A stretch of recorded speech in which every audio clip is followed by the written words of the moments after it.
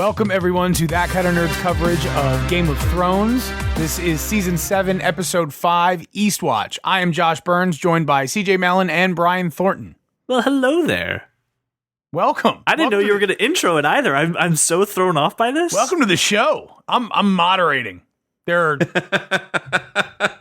Yes. I got a wallet. I'm going to drive a car. The reason you're hearing Josh Burns moderating this episode is we are also recording our new show, The Bingeaholics. We are starting our coverage of Marvel's The Defenders. It was just way too much for me to moderate 3 episodes of podcasting, so thanks, Josh, for helping me out this week. I appreciate it. I'm going to need a dolphin. All right, well, sir, you have the helm. You're now the Lord Commander of this podcast. I welcome you to getting things started. Well, I'll tell you what. I organized this the way we've been organizing every episode, and we're kind of going to go castle to castle. I feel like quite a bit happened, and I would like to obviously start with the cliffhanger. We saw Jaime hit the water in episode 4. Right, they wasted no time just giving us the answer. No, he's fine. Don't worry. Don't worry. Well, because I think people had pitchforks, right, Brian? I wouldn't say pitchforks. I don't know. I try to stay away from the Game of Thrones internet just because it's a deep rabbit hole. But yeah, I mean, I saw a couple people who were like, no, Jaime, no. But I like Daenerys better, so I really don't give a shit. So, but I totally called it. I knew Bronn was the guy who got him. I knew it. I do love his line. It's just like, you get rid of me when I get paid type of line. Right. Yeah. It was really well done. If he doesn't get his castle now, I don't know. The only reason he doesn't get a castle now is because he's dead. He's going to be lucky to keep his balls at this point. Like, I mean... After what happened at King's Landing, and let's transition directly to King's Landing. As a matter of fact, and I want to hear, the entrance, right, with obviously Jaime meeting Cersei and trying to convince her that this war isn't winnable, and then she drops a bomb on him a little bit. Oh, Brian is incredulous. I'm suspect of this as well. The baby is fake. Fake baby? Fake baby. Fake baby. I that's the first thing I thought of, and then I said to myself, "Well, this is how Jaime snaps." We've been wondering why, what's going to make Jaime finally realize the monster that his sister is and flip sides. I'm almost positive he finds out this baby is fake and that she's lying to him to manipulate him. I just found the timing of it also very suspect. It's very convenient. The Macer who is like all into chemicals, right? Who has brought people back from the dead, is the guy who's saying, let me finish this tail end of the conversation. I can make you some potions for your condition if you like. And James is like, I wonder what that's about. Maybe she has the flu. No, it's fake. It's all fake. And he can make it look real. And it's all fake. And you're right. This is what pushes Jaime over the edge. Yeah, this is going to be the straw that breaks his back, that makes him say, I should really side with my midget brother and fake or she's going to terminate the pregnancy after telling everyone Jaime impregnated her, which is I don't know. But the other thing too that kind of factors into this whole conversation and this whole interaction was the fact that he was interacting with Tyrion right before it. I think that kind of informed Jaime's state of mind going into things, being just very skeptical of anything that was happening in the world and just kind of questioning a lot of things. So I think even he's kind of questioning the actual validity of this pregnancy. I mean... No, I don't think he is. You don't think he is? No, Jaime's not. No. I think maybe there was a split second of he was like, oh, really? But then, here's the thing. Here's when the manipulation happens. When he says... Who are you going to say is the father? And she's like, you silly goose. It's the ultimate, I'm going to give you exactly what you want. I'm the queen now, so I'm going to let everybody know that this is your child, and everybody's going to have to be okay with it, and we don't have to live in hiding anymore. Isn't it going to be wonderful? It's a manipulation tactic. Trust me, I'm in sales. Yeah. Here's the other thing I thought about, too, was interesting, that, she's going to say that Jaime is the father of the baby, and as an audience, we're going, ooh, that must be shocking. But if you really think about it, they came previously from the Targaryen reign, which did this all the time. of siblings and people that are related having babies with each other. Yeah. I don't think much of King's Landing, what's left of it anyway, is going to be too shocked because they're used to this before Robert came. And let's face it, everyone already knew this. Cersei and Jaime were getting together. So, I mean, they made fun of it all the time. So, it's not going to be this is so screwed up that we get to say this. It's not going to be as taboo as it should be, which that's wrong. And I agree. I thought that she's overlooking the craziness of it a bit. I didn't make light of it. I do want to transition still in King's Landing, but in Flea Bottom, we have Sir Davos goes into a smithery, and I said to Laura, "Oh, it's Gendry. Gendry's back." Oh yes, it's Gendry. Everyone. This got spoiled actually by Nerdist. They had accidentally kind of released you mentioned 2 weeks ago that he was on a plane. Yep. Well, no, they actually did. IMDb ruin Gendry's return, and they're just like, you should have redacted the Gendry thing until you read the article, you dumbasses. But it's nice to see him again. We haven't seen him since season 3? 3. Sounds right. There are 2 amazing lines in this scene from Davos, both of them. Nothing fucks you harder than time. Well, yeah, nothing fucks you harder than time, which is amazing. Yes, clearly. But then he, when he says to Gendry, "I thought you'd still be rowing," he's referencing all the internet memes that were going around. It was fantastic. A little bit of fan service, yeah. I also like the fact too. It's almost like the "Hey, come with me," and you're expecting the big speech as to why you should give up everything. I was like, "Yeah, all right, cool. I already have my bag." Yeah, let me grab this war hammer that I have laying over here. He's got a go bag. You guys have go bags. I do. I have a go bag. Absolutely. I don't have a go bag. How do you not have a go bag? If Davos ever came to me, I'd be like, "Give me 10 minutes." Didn't the last time we discussed go bags, we said, "Brian, get a go bag," and you still don't have a go bag? I said this to my wife earlier. I'm like, I got a go bag. I'm good. Like, I don't have any issues taking off. Like, we're packing for vacation. I'm good. Takes me 3 minutes. Go bag. Done. I don't have a go bag. Me and Gendry. Go bags. Okay, so it's just nice to see, again, a little humor brought into the scene, and knowing that Davos has these little moments. And it was kind of interesting to see this character again. And, he aged pretty well. He kind of looked like a little bit like Christian Bale from Terminator Salvation. So I was on board with bringing him along to go kill some people. Why? Because he had short hair? Dude, I don't know. Even my wife goes, "Is that Christian Bale?" I was like, "It's not Christian Bale." Like, we both did it for a moment. So you're both stupid. Okay. Yeah, we are. Okay. Hey. I'm stupid. My wife is tired. So before we leave King's Landing, we end up with Davos and Gendry trying to leave King's Landing, right? With some amazing fermented crab. That's going to do all kinds of great stuff. Aphrodisiac right there. Yeah, if these effects last longer than 4 hours, see a doctor. Yeah, exactly. See a maester. Yeah, see a maester. Exactly. So what I'm watching it thinking, all right, they're going to get out of it, and then you see Tyrion sort of skulking in the background. What was your reaction there? He's the only dwarf in the kingdom that's actually worth anything. Right. And if I'm Tyrion, being the smart guy I am, if I'm coming down after being smuggled into town and leaving and see 2 knights, my response is not, "Let me put my head down and walk like I'm normal." No, right. Dude, you're 4 feet tall. That doesn't work. Go hide behind a bush. Nothing to see here. It reminded me, and this is going to be really weird. You know that scene in Emperor's New Groove where Kronk is trying to sneak Lama Cusco out of the castle, and he's kind of singing his own theme music, but at one point he shoves up against the wall. It's no one can see him or hear him, but there's 2 people clearly walking past him. That's what it reminded me of. I can't believe. I don't think this is the first podcast in the history of Game of Thrones to tie Game of Thrones and the Emperor's New Groove together. I call that a first. I think there's a lot of similes and allegories going on there. I just couldn't believe it. Josh, what did you think when you saw him? How did you not yell duck to the guy? No, I'm sitting there going, oh, well, he's not. I think there's one path up and one path down, so there's nowhere he can go. He can't go back up. No. He can't go back up because he's going to be discovered up there. He's got to get the hill, get off the path, and there's bushes right behind him. He's got to get to the boat. Get to the chopper. All he's got to do is get to the chopper right now. So, and that's what he did. And then we saw Gendry take out the hammer and use it, and everybody was like, "Oh, well, all right, that's approved." I'm okay with this because I got to see the hammer. This action is approved. I also like the fact that so travel hasn't existed in this season, which I'm very glad for.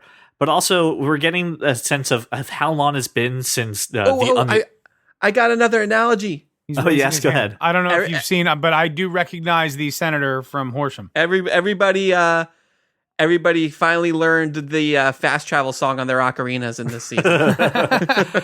But you see, Davos hasn't been in the King's Landing for so long that when his initial bribe is like, "You mean 5 gold dragons?" They're like, "Ha ha ha, 15, asshole."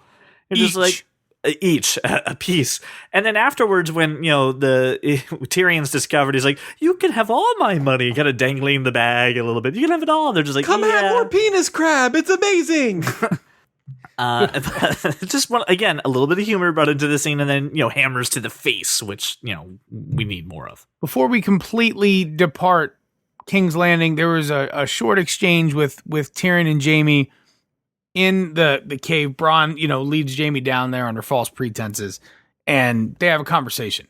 But Cersei even knows that Bronn did this. Yeah, she knows, and she wants him punished, and but she's an asshole. But it was a moment that Tyrion saw Jaime almost die in that battle, and it was nice to see them be reunited and talk to each other, which they haven't done in years. And it was also nice to know that Jaime knows that Tyrion didn't kill his son. And that changes the dynamic between them. And I think that's something that is going to come back later on to either haunt somebody or maybe save him. But Brian thinks it's going to cause some murder. No, I do think that Jaime feels, love for Tyrion and trusts Tyrion. So I think that. Yeah, I think everybody knows that their dad was an asshole. So no Right. one's angry at Tyrion for killing him. Right. Well, except Cersei. He has the moment that explains that, listen, my dad, right, wasn't going to execute me because he knew I was innocent. He did it because he hated me. He hated me because of who I am. And I wasn't asked to be born this way. And, Jaime doesn't want to hear any of that. But it was nice to see that they were at least willing to talk to each other without instantly, stabby. And, I thought him and Lady Gaga would get along, though. Very true. All right. So sorry, terrible jokes today. Terrible jokes tonight. Leaving King's Landing, and we're gonna talk about Dragonstone, but I want to incorporate the scene with Dany at the Reach because I'm not really associating her. She wasn't so much there, but close. That sort of bend the knee or die scene that I thought was really great. Really great. Here's the thing. I don't get it. I'm a little concerned about Dany right now. No. This was the right move. This is what you had to do. Listen. I get it. But she just gave this entire speech of like, "I'm not a murderer. That's Cersei. I'm not this terrible tyrant." She was also by the told way, to be a bend the dragon. knee or die. She's also told to be a dragon. Everyone thinks that she's the Mad Queen, right? She's just like her relative, right? She's just like the Mad King. And she's telling them, "I'm not. And I'm giving you a choice. It's a very easy choice. Your loyalty has already been flip-flopping back and forth. So join me, the winning side, or die. And it's your choice." Right. And I'm letting your men make the same choice too. And the fact that, I am going to facilitate your development based on your level of involvement. It's the Josh Burns way of managing, okay? It's either go ahead and be successful or you're dead to me. And, she happens to take it literally of you're dead to me. But okay, yeah. So I'm sure Sam's going to completely understand that. And I was sad to see, again, the connection that this was Sam's brother and father. And, that comes up later. And I don't know how he's going to feel. You don't think that's going to be a sore spot between him and Jon? No, I don't. Why not? Jon is trying to befriend and possibly bang his aunt / person who killed his Sam father and brother. There is no love lost between Sam and his father, and that was apparent when Sam stole the goddamn sword. You don't steal a family sword if you're hoping to rekindle the relationship. I think bringing back to Dany and giving people the choice. That look, it ties directly into the conversation she had with Olenna Tyrell. Be the dragon. She can't just be the breaker of chains. She can't, and then she can't also burn cities.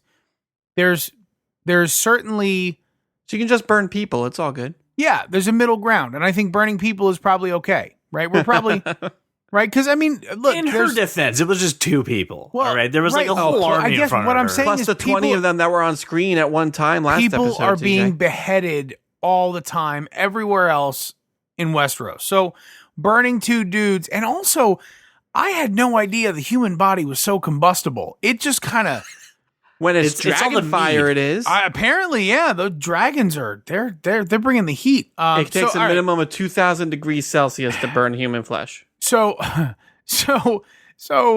Danny returns to Dragonstone, who comes back to find Jon waiting for her, right? And in that moment, Danny comes back, and there's a dragon as well. This was a great scene. And Jon goes, you know what I'm gonna do? I'm gonna pet a dragon. So here's something I have to bring up, and I'll include this within the show notes. There's a GIF comparing this scene to exactly a scene that happened in Shrek. And I swear to God, guys, it's frame for frame. The donkey scene? It's the donkey scene. Yes, when the donkey meets the dragon, and then when she comes back and gives him a kiss. You it's pretty. You a girl dragon. Of course you're a girl dragon. It's the same thing. So I thought that was hilarious. However, the CGI work on the dragon was incredible. I mean, I looked at it. Well, there's the budget for this episode, but everything about it looked real, and it was, you saw his scales and you saw his teeth, and it was a really tense moment because I had no idea what the hell was going to happen. It was nice to see that the dragon can smell the Targaryen on Jon. All right, so that's what I was going to ask. Can the dragons sense he's got, quote unquote dragon's blood? Yeah, I think Yes. so. Absolutely. It's I kind of love that this moment where scene. you wish the dragon would clear his throat and be like, you guys are related, right? And You then can go back to being you a can dragon. hop on. Why don't you just hop on? Well, Danny already suspects it. Just the look on her face is like, what the fuck? I'm not sure I don't she know, man. suspects it. She played her look really close, and you don't know what that meant. You don't know if she was concerned. You don't know if she was intrigued. You don't know if she was turned on. You don't know what the look was. Intrigued. Yeah, her thing is, oh, this guy's hot. He can pet dragons. I ride dragons. He pets dragons. Everything's good. She's intrigued / turned on, which is what I felt while watching this scene as well. So There's another theory about this dragon sniffing, touching scene, which is coming back to Tyrion back when the dragons were down in that dungeon. That was great. And he got close, and they kind of smelled him too, and allowed him to get closer than anyone else has been to the dragons. And I'm not saying that Tyrion's Targaryen. It's just we've had a theory thrown around many times when we talk about Game of Thrones about who's going to be able to ride a dragon, and I think there's some cause to say that maybe Tyrion could be one of those people, but I don't know if he's going to make it that long. But there's definitely something with him and those dragons too that's connected. I just don't know what it is. They just like dwarves. They like You look like a kid. You can ride me for a nickel. right a nickel. So I don't think there was really I'm not sure there's a ton there, but Right. I do think this is the first time we've seen Daenerys really ignore Tyrion's advice, and Tyrion not know what to do, right? Not know what to say and how to turn the situation in his direction. What did you think about that? Well, there was the scene later where he's talking between him and Varys, Yes. which was great. Yeah, and he's just basically like, you got to give her the best advice, and you got to shape her into being, the leader that she needs to be. I thought it was fine. She wasn't like completely ignoring. She definitely took his counsel into advice, but I think she made the right decision. And Tyrion was just very emotionally charged because he's still rooted in the old world in these houses. I didn't take it as a sign that she's lost favor or trust within Tyrion. It's just he was wrong at that moment. He was a little too emotional, and I think she made the right decision. So I mean, I'm okay with it. Okay, we're bouncing back and forth, but right after Jon meets a dragon, and Mr. Steal Your Dragon. yeah, right after he's about to figure out how to train her dragon, they're sort of greeted by another visitor. It was a little unexpected. He's my friend. Oh, that poor guy. Right. He's Right. just stuck in the friend zone forever. Yes. What Brian, where's he at? He's on Palcatraz? He's in Palcatraz, yeah. Palcatraz. God. He's my friend. My very good friend. We are just friends. Just in case anyone was wondering, just friends here. Just friends. Sorry. And So- he's looking at John going, I'm not that handsome. I can't compete with that. I can't do it. Look, so Ser Jorah comes back, cured as he was ordered to be, and returns. Was anybody else like jumping for joy? I was fully tumescent. It was exciting. It didn't last long because now he's going north of the wall. Well, yes, but She was just all like, "Oh, my friend's returned, and he's cured, and he's friendly, and they're great. We're gonna be great friends." Oh, wait, bye, friend. Where are I you was very going? I was very happy to see them reunite. I wasn't jumping for joy or clapping. And then just like you said, Brian, it's a real whiplash. You're just like, yay, they're together. Oh, he's leaving? Oh, okay. Well, hope everyone enjoyed that. It's like bumping into your friend out in public, and then you're like, oh my God, I haven't seen you in forever. It's like, yeah, I really have to go. Like, I have to go. But we should totally get together later. We'll text later. You text me, but I don't have your number. Wait, but no, I'll text you. Don't worry, Yeah, I got your number. All right. Before we get there, before we get to that point, what we have is Tyrion going, you know what we shouldn't do? We shouldn't fight the army of the dead, but we should smuggle one of them back over here. So, Well, I think it's the right call. okay, that's what I want to hear. Like you think let's go north of the wall and steal a White Walker. It's the right call because they don't have enough people. They don't have enough people to fight this army of the dead, and they need to convince Cersei to stop this war and fight with them. And this is the only way they're going to convince her. And Is to bring a bonus- snarling. Thank you. I don't understand this. Are they going on the White Walker tour? Hey, everybody, for a nickel, you can go see this White Walker. See, they're real. They're real. And then, hey, let's go to the craziest person in the kingdom who has no screws left in her head and be like, see this monster? She's going to be like, I really still don't give a shit. No, Right. you can't have my army. That's kind of where I'm at with it as well. CJ is Cersei going? This is so far removed from where I'm at that I don't even care. I am so far south. The fact that by the time that any of these people get doesn't to mean me, shit if she's ruling over what John says a graveyard. let's face the facts here. By the time that they get that far south, The it's Lannisters easy. don't have a big enough army to It's fight them. easy though to rally anyone if who's you left. bring one, right? You bring one.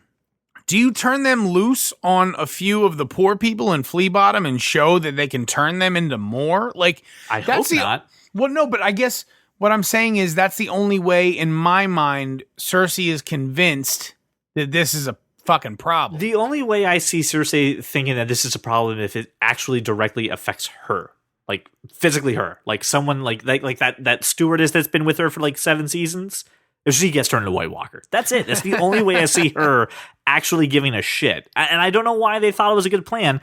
I'm obviously wrong because it'll work somehow, but I don't understand the plan. Well, I think it's stupid. mean, it's going to work maybe a little, but there's going to be a lot of, red shirts dropping beyond the wall. Right. Nope, very true. Right. I mean, that's where I'm at with it. So I guess that is the question: is who makes it back from the? Oh, you mean from the Suicide Squad? Yes. Who makes it back? Before we look at that, I have a problem with their ongoing mission as the Suicide Squad. John's whole thing was, I need to go down to Dragonstone and get some dragon glass, make weapons, because that shit kills White Walkers. Right. All right. But he's got a Valerian He's got a hey, smith everybody, to do that. We got a smith. Right, we've got a shit ton of this dragon glass. Oh, hey, just leave it here if you don't mind, because I have to go. We're just going to go without it. We're not. How do we know? How do we know he left it? One of the things Danny said was, "But you came here to mine for dragon glass. You're just going to leave it here." Like she says that to him. Oh, I missed that part. So just like, if you at least take like 3 weapons made of dragon glass, or just take like one single shard. He has a Valerian steel. They all sword. have Valerian steel, but Gendry doesn't. The Hound doesn't. Right, because they're all expendable. So who makes it back from this? I'm positive that Gendry will return. I am positive Gendry will die. He's not going to die. The reason I think he's going to die is that in the trailer for the next episode, obviously Gendry has his hammer, and then later on in that trailer, the Hound has the hammer. So why would Gendry give up his weapon? I think maybe because he just died. loses it. I think he died. Damn it, CJ, and your continuity. That's what I do. You just spoiled it for me. Listen, if it was George R. R. Martin writing this thing exclusively, Gendry would die on the boat on the way to the wall. Okay, he wouldn't just like. That's how that would go down. Dies off screen. Exactly, just like and I think the it's boat just going to be sank in. really sad that Jorah finally returned, and now he's going to die north of the wall. I don't think Jorah's dead. I think Jorah's might Gotta die. stay in the friend zone, man. You can't go. But I do like the Suicide Squad aspect, which is what brought us here. So I'm sorry for derailing. I like this little group getting together and seeing all those connections between these characters as to how they're all, knowing each other and their relationship was very interesting. And yeah, it felt a lot like the Suicide Squad. So but it other was than cool. Jon, who makes it back? Gendry, the guy with the flaming Tormund, sword. and the Hound. Gendry. Oh, who? the Red Priestess, the Red Priest guy. I forgot Yeah, about the guy him. with the flaming No, sword. Thoros of Myr is going to die. No, he's I gonna think die. he lives. I think his buddy, who's a drunk, he's out. Thoros of Myr is the drunk. Beric Dondarrion is the guy that Thoros keeps bringing back. The people that make it back are the people's names I know. It's Jon Snow. It's our friend in the friend zone. It's the Hound, and then the one guy I don't know, the guy with the flaming sword. That's it. It's just those four. Okay, so Thoros of Myr dies, is what you're saying. Yeah, Okay, he's the Red Priest. yeah, Okay, he's dead. yeah. You need Melisandre for something. Wow, Brian? I think Gendry makes it. Yeah, I think Gendry makes it too. Just thinking of that hammer thing. I hear you. You and the hammer thing. I think it's, please hammer, don't hurt him. I think he could have dropped the hammer. And then That's pretty much what I'm thinking. Is the he dropped hound, the hound picks it up and saves And he goes, him. "It's hammer time," and he starts. Right. Yeah, Sure, absolutely. okay. I don't think you bring Gendry back for one episode. I understand this is Game of Thrones, but I still don't. That's kind of my point. I still don't think you bring him back for one episode and then he's gone. So. I love the imagery, right, of them just getting ready for the wall, and it's really like, oh god, strapping their IKEA rugs on them. like what did we get ourselves into? But I agree that Thoros of Myr serves no purpose at this point. He's got to die, right? Probably, Jorah. It doesn't look good, so maybe him too. But Would you bring Jorah back for just 3 episodes? It's the same logic you're applying to Gendry here. No, it's not. No. He's been in every season so far, Right, since but the beginning. But he's Right. been gone for a while. Yeah. No, he hasn't been gone for a while. So you reunite him with Dany just to take him away? Yes. How does that affect Dany? What does that make Dany do? Terribly. right. Terrible things. It gives her the reason to fight the White Walkers. Fight the White Walkers. All right. Well, we should. Well, as you, the listener, you already know, but we shall see. Right. So we've moved. I think the last thing I want to touch on at Dragonstone before we move on is Jon and Gendry meeting, and and Sir Davos saying, "Do me a favor when you introduce yourself, don't make it about being Sir Robert Baratheon's bastard." And It's like and then what happens? the first thing out of his mouth. It's Hey, great. I'm the king's son. I'm a bastard. It's the Tony Stark press conference right. hey, listen, don't say you're Iron Man. Stick to the statement. I am You gotcha. And yeah, fuck it, I'm Iron Man. It's the same thing. The other thing I liked. No. It's I'm a bastard of a king. Oh, really? I'm a bastard as well. Did we just become best friends? Yep. The other thing I liked was Davos going, "Hey, listen, don't listen to me. I only live to be the ripe old age and still make it in this world. But no, that's fine. Just everyone ignore my advice." We're gonna go over to Winterfell at this point, where we have a weird brand scene. Which one? Well, there's I think that's Again? every brand scene. It's every brand scene. he sends out he's got a flock of birds out there. Yeah, so we open up with Bran flying out some birds. We don't know what kind of they were, and They're then he ravens. sees the They're ravens. well, they look like crows. They look like They're ravens. all ravens are ravens. crows. Whatever. So Bran's flying some ravens north of the wall. He sees the Night King. The Night King looks at him and he's like, "Well, there goes that vision. I'm out." And then he looks at him and he's like, "Oh, we need to send like get all the ravens we have, and just let's start spamming the whole bit of Westeros that shit is coming." But that's it, right? That's all we saw from Bran, which is good. Yes. I can do with just a less Bran for right now. Yes. More importantly, we have a little bit of a mutiny happening, and Sansa really not standing up for Jon so much. Where are you at? Where are you at with that?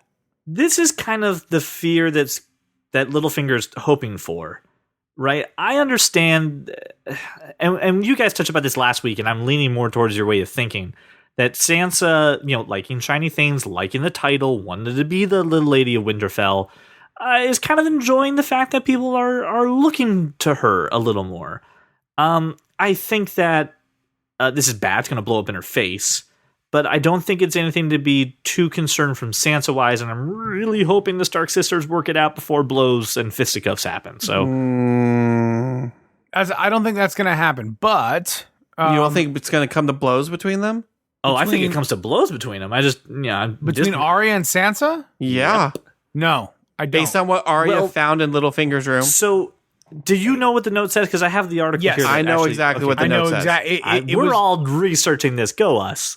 It was I paused it and read it. It was the note that Sansa was forced to write in season 1. In season 1 to Robb, declaring Ned a traitor. Yes. So, but here's the thing. I thought as much, and I read something. I want you to think back to Arya's time in Braavos and her training, where nothing is what it appears to be.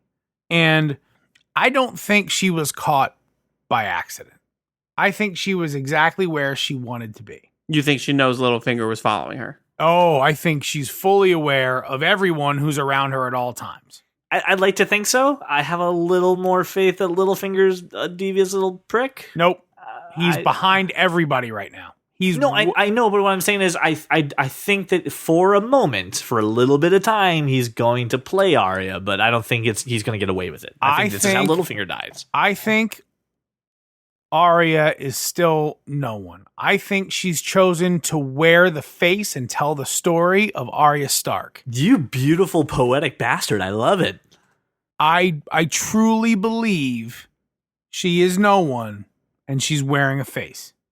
I hope you're right, because that's a better story than her being played like a pawn. I don't think it's. I hope you're right. I don't think it's happening.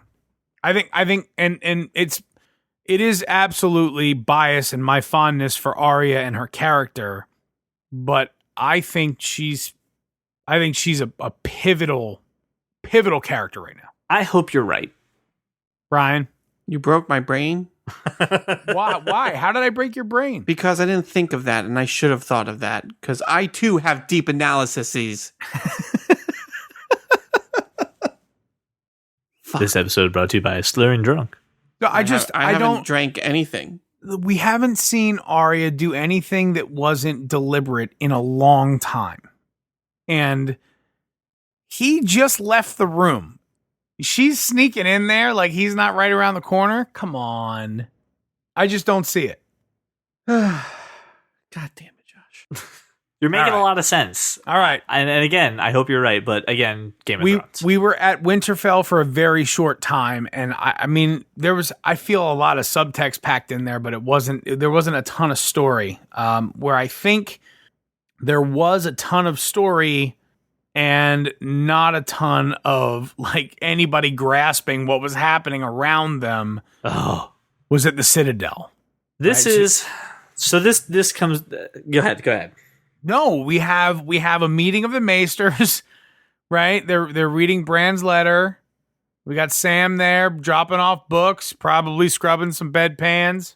This is the difference between being very smart and intelligent and having a lot of information versus using knowledge to really examine the situation. Because the Grand Maester is just like, hey, maybe this stuff about a three-eyed raven and stuff is real, but because all the rest of you stuffed shirts don't really believe that because you're just watching Game of Thrones for the first time, you're kind of skeptical about it. So let's do some research instead of, hey, we've got a lot of things in here that could probably point us to the answer, but we'll stick our heads in the sand because nothing's going to happen to us. We're so far removed from Westeros as a whole that we're just this place where you study.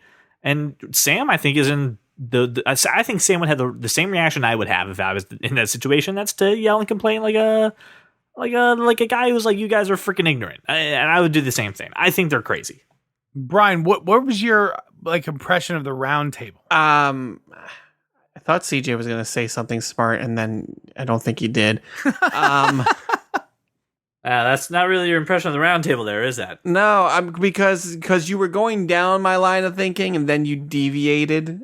Finish your hard right. line of Took a hard right. I'm about to. Like they're the perfect example of utilizing intelligence as like this catch-all shield. Like nothing can ever hurt them. We're too smart for anybody and anything. Because science. This has all happened before. We've seen it all before. Been there, done that. And I've been around the block a couple times, and I've never heard of any Army of the Dead or Three-Eyed Raven. That's really dumb. Like none of them freaking they use it as this like cocoon because they think it protects them and it's going to be their downfall eventually. And Sam recognizes that, and Sam is sitting there trying to tell the only guy who could even remotely trust him, "Hey, this is real. I've seen it." And his answer is, "Oh, that's great. We'll figure it out." To be fair, this is the Game of Thrones equivalent of someone sending you a message saying, "Hey, aliens are going to come invade the planet," and you're like, "Yeah, all right, yeah, aliens are coming, guys. They build the pyramids," and then someone goes, "No, I've seen aliens. I've been abducted." They're like, "Sure, you have, buddy." Right, I get it, but Sam is also the guy who has cured grayscale off of a dude. Only Graham Macer would give him that, and he's been under peer pressure to just stay in that cocoon. But that's my point, is that this was the chance for the Grand Macer to be like, well, hey, this guy over here isn't exactly crazy. I trust him. If he says the real, we should probably really think about doing something about it. And he doesn't. Yeah. All right. Well, So, that was kind of my take, is that it's just it's too far-fetched for them to buy into empirically, so they're just not going to. But Sam, frustrated, back in his quarters, studying his book, and you've got Gilly reading another book. Now see, guys, I don't, and you know this about me, I don't social media during Game of Thrones. However, in this moment, I tweeted, "Sam, you had the key to it all, and you blew it." but they still have that book. Okay, they have the book, but you've got Gilly but he's going, gonna find it. What's an annulment and who's Ragger? And Sam is like, "I have no time to pay attention to annulments right now. I've got bigger things at stake." And I'm like, holy shit. I was in the minority here who completely missed what happened until my wife goes, did she just say, did she just say? And I was like, she didn't say anything significant. I was in Sam's position. Freaking out. And then I rewound it, and I was like, I'm such a freaking idiot. How did I not pay attention to this? An annulment for Ragger, Targaryen, Yes. and then a secret marriage in Dorne? Yep. What? Here's the thing about this. This is the one thing I have about the conversation that's happening in a lot of other discussions about Game of Thrones that I have a problem with, which is who's the rightful heir? And Jon Snow. Right, absolutely. But my bigger answer is, who gives a shit? Me. Like, Cersei won't give a crap if you walk in and be like, "Hey, by the way, I have paperwork that shows that you're actually sitting on my chair. Can I have my chair back?" I gotta tell you, the entire world finds out that Rhaegar Targaryen had a son. The entire world will care. But they don't like that king. They never liked him. You think they're just going to be like, "Oh, well, paperwork's paperwork, everybody. The paperwork, that's the rules." They didn't like the Mad King. Rhaegar was not that guy.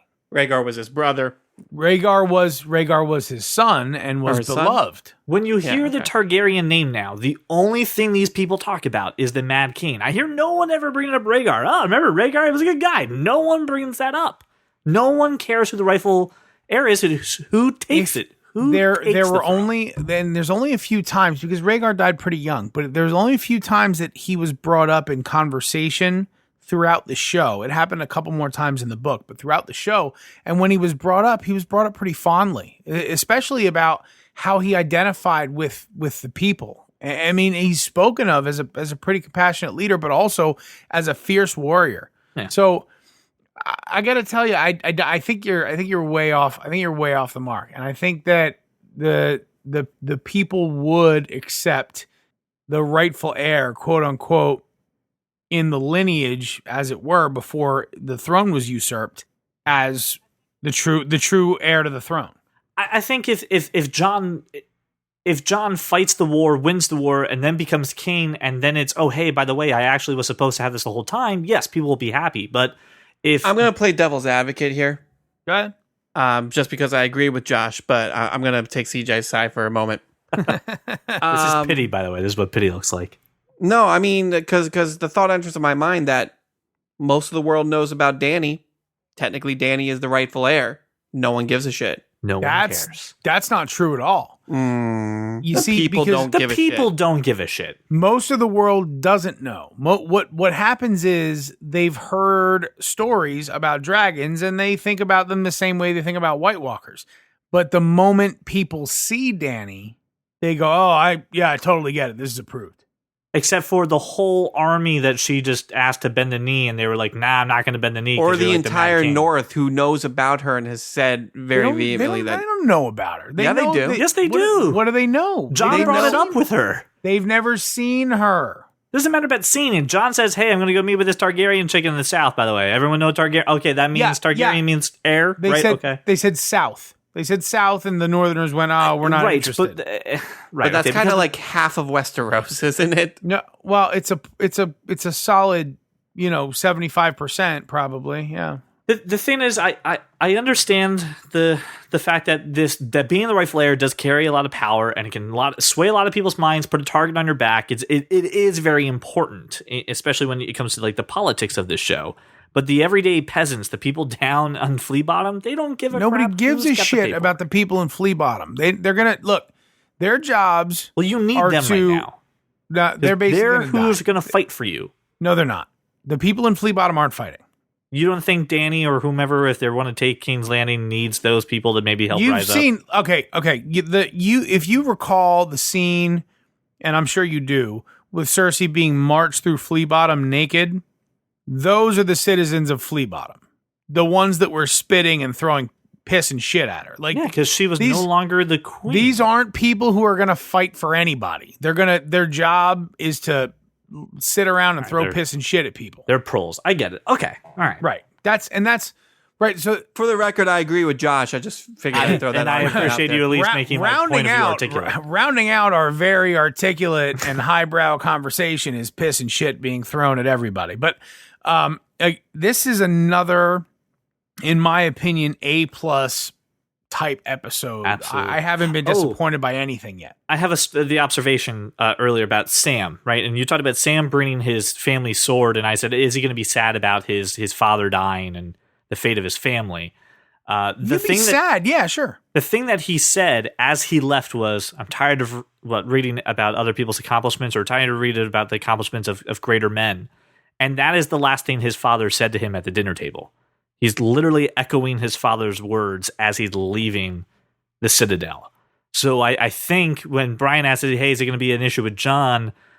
It may, but I think that Sam also doesn't have a ton of fondness for his dad, but I think it's going to hurt. And there may be a gut reaction of anger. And I thought it was odd because he echoed his father's words back as he was leaving his dream. As he was leaving where he always wanted to be. That's actually a good thought and a good closing thought. So, Brian, anything final from you? I'm just waiting for my dragon to pop out of the wall. Think it's gonna happen. And with that, that concludes Season 7, Episode 5, Eastwatch, Game of Thrones. We are that kind of nerd. We will see you next week.